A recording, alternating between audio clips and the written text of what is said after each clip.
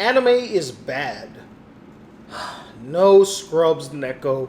It's anime is trash. And so am I. Hey guys, the Black Critic Guy, back with the second installment to my long-running, critically acclaimed series, where I share some of your hottest takes and criticisms of my videos and reviews that you sent me on my Facebook, Twitter, and Discord, which I hope you guys joined. If you haven't, you need to do it right now. Wink, wink, wink! Alright, enough of this foolishness. You all know what this series is, so let's go! Your Stop Bitching About Powerpuff Girls 2016 and Teen Titans Go was your worst video yet. Really? This video was the worst video I ever made? Seriously? I must disagree with you, Aaron. And I also must say your bias is showing because I know that you hate those two shows. So of course you think it's the worst video I made because you disagreed with my opinion in that video. But that doesn't necessarily mean that it was the worst video I've ever made. Hell, there are a bunch of videos on my channel right now that I would consider the worst videos ever made. All of my clickbait videos are far worse than that video about Powerpuff Girls 2016 and Teen Titans Go because those were low effort, they were very manipulative, and they didn't really require me to do much of anything. So those are some of the worst videos I ever made. And considering the like to dislike ratio in those videos, yeah, clearly so. And if we're going to talk about my worst video based on the numbers of likes to dislikes, my Ghost in the Shell standalone complex is without question the worst reviewed video on my channel, or I guess the worst in terms of like to dislikes. More dislikes on that video than there were likes. And while I still feel the same way about Ghost in the Shell standalone complex, I can see why it upset a lot of people because it was kind of an influential anime for some people. But for me, I just found it so boring. But yeah, man, you're being totally biased. I know for a fact that you don't like those shows. You made it very clear on the Discord, which you guys need to join. The Norm of the North sequel is the best direct-to-DVD movie I've never seen. I completely agree with you. Actually, you know what? Pump the brakes for a second. The Norm of the North sequel was the best direct-to-DVD movie you've never seen? Excuse me, but did you forget about the Alpha and Omega series? Now those were epic masterpieces of animation. I could not watch those every single day. Or, you know, one that people forgot. Remember the open season sequels? Oh my goodness, just true treasures, national treasures, landmark animated films. Or what about all those crappy Land Before Time direct-to-DVD, or I guess back in the day, they were direct to VHS. Remember all those, man? I could not watch all those on the reg. You exaggerated the feminist propaganda in Incredibles 2. Did I? I mean, the main character is Mrs. Incredible. Nothing wrong with her. Mama thick as hell, though. The girl that looks up to her, she's basically like a feminist archetype. She has like the shaved head on the side and she has like dyed hair. It's either green or blue. I really don't remember. The main villain is a woman and she was like the way that she talked about her brother, how she talked about men in general. Really? I exaggerated? I feel like that was what the film was trying to propagate. It wasn't an exaggeration. It was very blatant. Not to mention that in the climax of the film, instead of reaching out to one of her family members, you know, the people that she's formed a really strong bond with, that she's very close with, you know, they're a family unit to take down the villainess, she picks this one random girl she met one time. Once! They had one interaction in the entire film, and she's like, come on, Void, come join me, let's go take down this baddie. You know, I just realized, Taka, her name is Void, and this segment is called Into the Void. That's kind of coincidental, although hers is spelled with a Y. Ours is spelled with an I, so it's clearly better. Alright, anyway, stop distracting me, Void. So, she picks this random woman who she's met once, has not established a true relationship with this person to take down the villainess.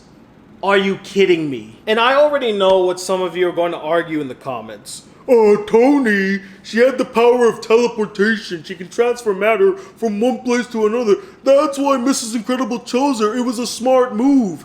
No, it wasn't a smart move. That was an excuse to have her in the scene, because they're like, oh, she has the power of teleportation. Oh, this is perfect. We need to teleport her to another place. So now she has to bring Void with her. But here's the thing. You're telling me none of her family members could have helped her? Freaking Frozo could have, like, just used his ice power to bring her closer to the jet. You could have had, like, Dash do something where he's, like, running really fast and then tosses his mother. Mr. Incredible could have tossed her to the jet. Why didn't the daughter just use her, like, invisibility powers to create platforms so that her mother can, like, you know, hop over them to reach the plane?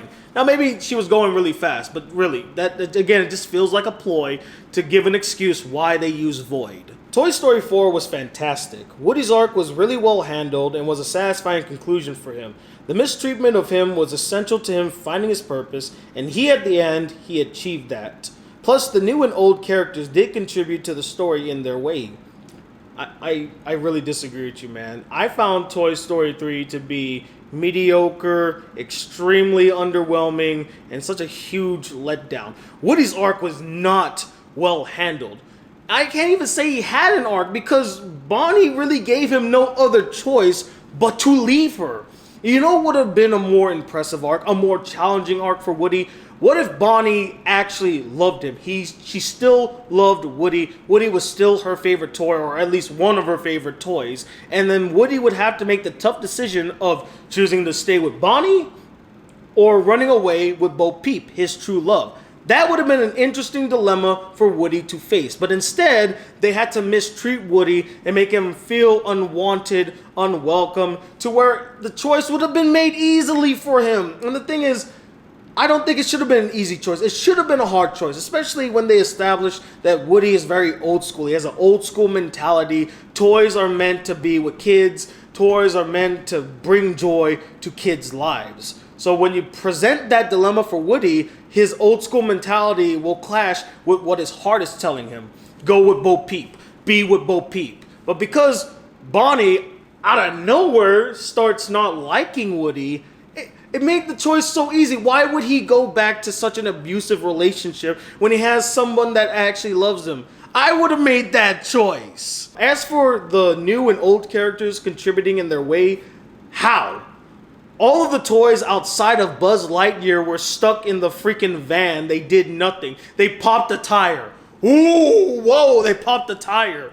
And then there was, I guess, the climactic scene where they're driving the bus, I guess. But that's nowhere near what they did in the first film, what they did in the second film, what they did in the third film. In the second film, they leave Andy's room to go find Woody. They literally travel an entire city to go find Woody. That's not what they did in Toy Story 4. In Toy Story 3, they're stuck in a, what is it, a preschool? What was it? Like a preschool, right? Kind of like a preschool taco? It's like a daycare. It was a daycare. They were stuck at a daycare, and they had to plan an escape. Every character was involved in that movie. That's why it was a more fitting conclusion than the one that we got in Toy Story 4. Toy Story 4, as I stated in my review, felt like a needless epilogue. It just didn't matter in the grand scheme of it all. It ended well with 3. Why did we need a 4th? I feel like Dark Phoenix was a worse film than X-Men Origins Wolverine. Yes, I think it's worse. Plus, this shit went over massive reshoots, release getting pushed back multiple times, and plus, it bombed so badly, critically and financially. Way to end a 19-year film series, Fox. Really, Fox? Really, Fox? Really, Fox? Really, Fox? I totally agree with you. They dropped the ball massively with Dark Phoenix. And what's worse, this is their second time dropping the ball with this storyline. I mean, come on, did you not learn your lesson from the first go-around? Gee, and what's even worse is that it was worse than The Last Stand. For as bad as The Last Stand and X-Men Origins Wolverine were, at least you can say They were memorably bad. There are still scenes in both films that you can recall. I can't really recall any scenes in Dark Phoenix that really stood out to me in a bad or a good way. Well, okay, there is one. There is this one scene where Jean Grey is lifting up Xavier and forcing him to walk up the stairs where he's like, Jean, no, Jean, no, stop doing that. And he looks like freaking Pinocchio. And I'm like, I got no strings to hold me down. That's what I was thinking as I saw him walking. He's like the Scarecrow from The Wizard of Oz. If I only had a brain. That was probably the only scene in the film that I remembered, but it was just so cheesy and over the top. That's what I remember. That's why I remembered it. But other than that, there's nothing truly memorable or remarkable about Dark Phoenix. It's just a bad film. Hold up, let me just. My legs. Just need to stretch out the legs. No, I'm not farting, Taka. You did this last time. Yuck. Your reviews are getting less interesting when you just find the movie as okay or bad. I guess this is not your year. Really? I don't know about you, but whenever I release like a rant video or when I release a video where I'm being overly negative, those tend to do way better than reviews where I'm heaping non-stop praise or I'm overly positive about a certain movie. For example, I think I did a review for The Grinch, or not really a review, it's like a not good type of video where, I didn't really like, better yet, I did a rant video for Venom, and that got a ton of views. But when I was heaping praise on Spider-Man Into the Spider-Verse, it didn't get nearly the number of views that I got for Venom. So I think more people like it when I'm being overly negative than when I'm being overly positive. I don't like that fact. I would rather they would show more support to the overly positive reviews compared to the overly negative. But because I'm so animated in the overly negative reviews, they're just far more entertaining than when I'm being overly positive. Am I the only one who gets sick and tired of the main characters always winning? At this point in my life, I just want the honestly sometimes better villain to just mop the floor with them. You know what, Flanchan? I agree. I mean, I don't hate the fact that the heroes always win the day. It's becoming so repetitive and obvious. There's just no new way to do the whole heroic victory kind of thing. Adding a twist where the villain actually wins is far more exciting. Although you could argue that in most horror films, the villain wins. The heroes don't usually win in horror films. So now I think maybe nowadays we're shifting to the point where in modern horror, the hero does win. But I know like back in the day, classic horror in the 60s, 70s, and 80s, usually it was the bad guy who won, the villain. Jason won, Freddy won, Michael won, because they were never truly defeated. They just found a way to come back. Or a better example is actually Saw, where Jigsaw would always win. That's why I like Saw the most. Not only because the villain won, but he just outsmarted everybody else to where you're like, oh my god, he got the better of them. That's so cool. I'll never forget the first time I saw the first Saw film, and the twist was that he was in the room the entire time. You thought it was this other guy that was pulling the strings, but nope. The real puppet master was laying in the bathroom with them the whole time. I'm like, whoa, mind blown, and he gets away with it. It was so cool. But yeah, I kind of agree. I wish we had more films where the villains did win. Maybe even have some kid films where the villain wins. I mean, unlikely it's not gonna happen, but it'd be nice to see. Captain Marvel sucks, but the Dark Phoenix is a better film. What? Is this a real comment? Jimmy! What are you talking about? What are you smoking? Captain America, okay, maybe it's not the best Marvel film, but you think that the Dark Phoenix is better than it? Are you crazy? At least Captain Marvel had fun action. At least Captain Marvel looked like there was some effort in it. Not to mention, Captain Marvel has Samuel L. motherfucking Jackson. Does the Dark Phoenix have Samuel L. motherfucking Jackson? I think not. Code Geass is bad because of Suzaku. I really hate this take. Not because you said it, Kagura, but because this is a take that I have heard so many damn times over the years, and I immensely disagree with it. I disagree with it with such fire-hot intensity because I think it's false. It's a bad take. Suzaku is one of the most three-dimensional, dynamic, damaged characters in the entire show. And I really like how they flesh him out from season 1 to season 2. You understand him inside and out. You understand his motivation, where he comes from. I really felt for him when he lost the love of his life, so it made sense why he dedicated himself to the cause. Like, I feel like people give him such a bad rep because of the turn that he makes in season 1. But there's a reason behind the turn. Now, you can't, if you're going to say you don't like him because he's a poorly developed character, then I really disagree with you. If you're going to say that you don't like him on a personal level, fine. You don't have to like the character. Although I will argue that if one character is enough to make you hate a really well-told story with fantastic animation and dynamic characters, if one character is enough to ruin that show for you, then you never liked the show to begin with. In anime, Yonder Days tend to be better flushed out characters than Tsunderes. It's not flushed out, buddy. You meant to say fleshed out. They're better fleshed out characters than Tsunderes. Yonder Days are not better fleshed out characters than Tsunderes. The problem is that there aren't a lot of Yonder Days in anime. The closest or the most well-developed Yonder Day that I can think of, honestly, is Yuno Gasai from Mirai Nikki. She's the only Yonder Day that comes to mind that I would say is a very fleshed-out character. It might be a more fleshed-out character than a lot of Tsunderes out there.